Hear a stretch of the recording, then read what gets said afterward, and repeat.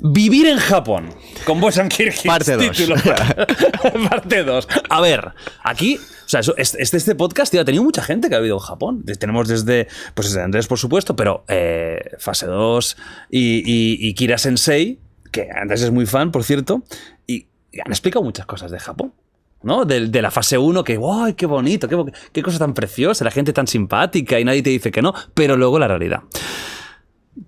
A ver, cuando llegues a Japón, ¿qué te choca? Ahora ya no trabajas ahí, ya puedes criticar. A ver, aprovecha. Lo primero que me crea rechazo es el trato a las mujeres. Eso es lo primero que yo percibo que no me gusta. El machismo imperante, El machismo, ¿no? Sí. No me gusta. ¿Y lo notas ya tú? ¿En qué lo notas? Sí, lo veo. Bueno, lo veo en... Pues cuando ves a... O sea, muy difícil... O sea, primero que es muy raro ver a alguien cogido de la mano, ¿no?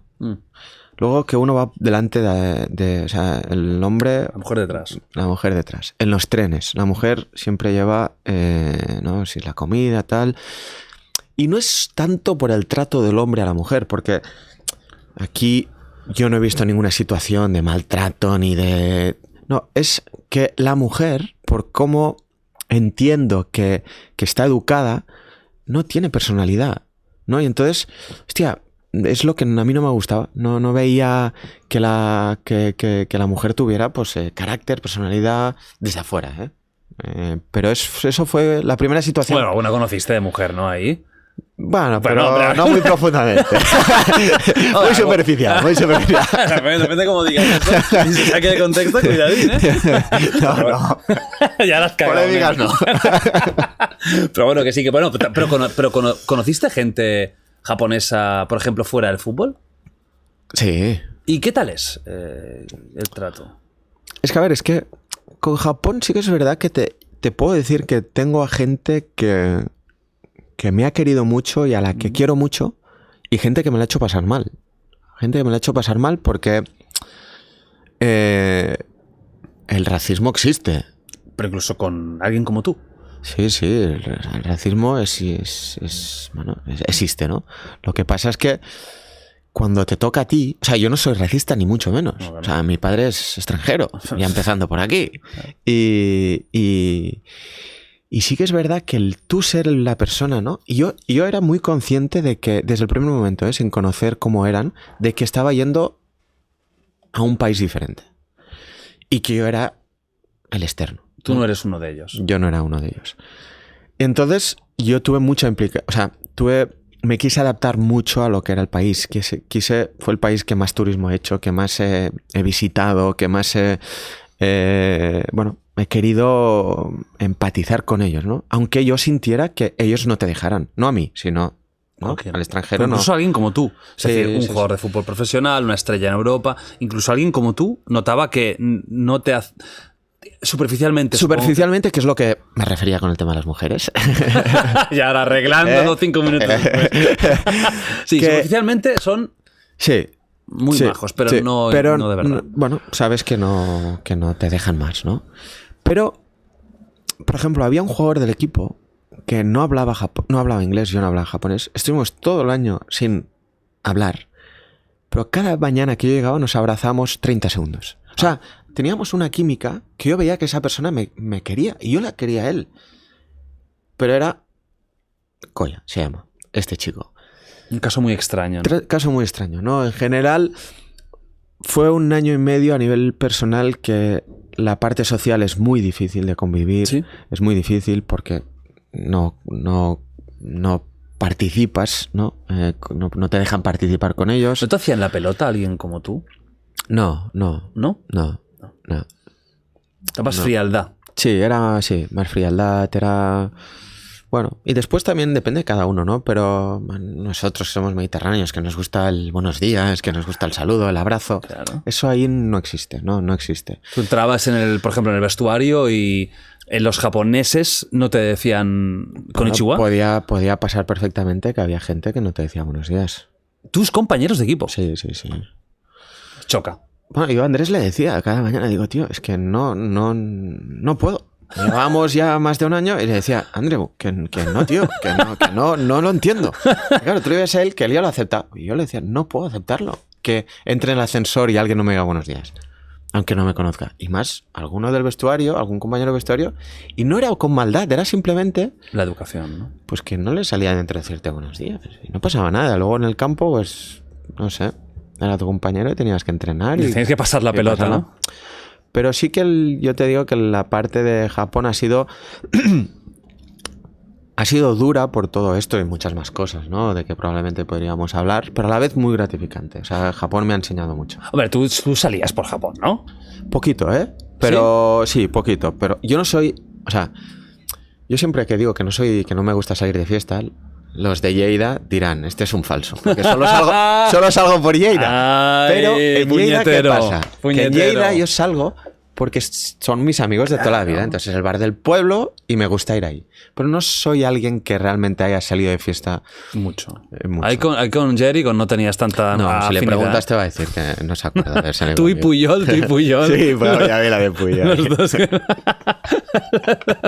Pues o sea, en Japón, por eso, cuando tú interactuabas con gente que no era de tu mundillo, notabas igualmente eso, ¿no? Que hay como una barrera y que... Claro, tiene una cosa muy curiosa los japoneses que no saben... y eso es cierto, no existe el no. No saben decir que no.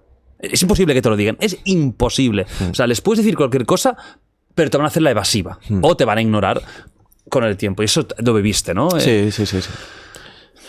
Pero bueno, o sea, al final, para mí, yo lo entendí desde el primer momento que me lo explicaron, que era así. Entonces, yo intentaba evitar esa situación que a ellas les pudiera provocar un colapso. Un colapso, ¿no? O sea, yo si iba a pedirme un café, pedía un café, no le pedía...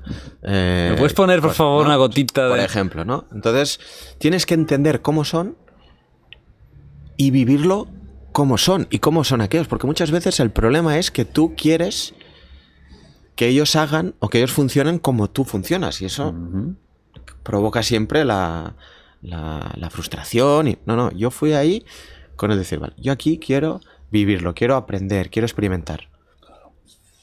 ¿Qué dirías que es lo mejor y lo peor de vivir en Japón? A ver,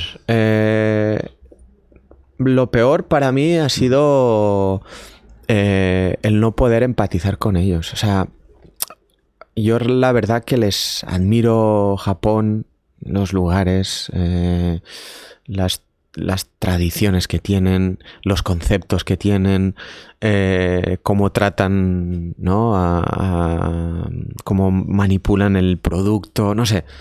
Realmente me hubiera gustado empatizar con todas estas cosas que yo admiro, ¿no? Y no es posible. Y esto, digamos que para mí es la parte más... fue la parte más desagradable, ¿no? Y lo mejor de Japón, te diría muchas cosas realmente.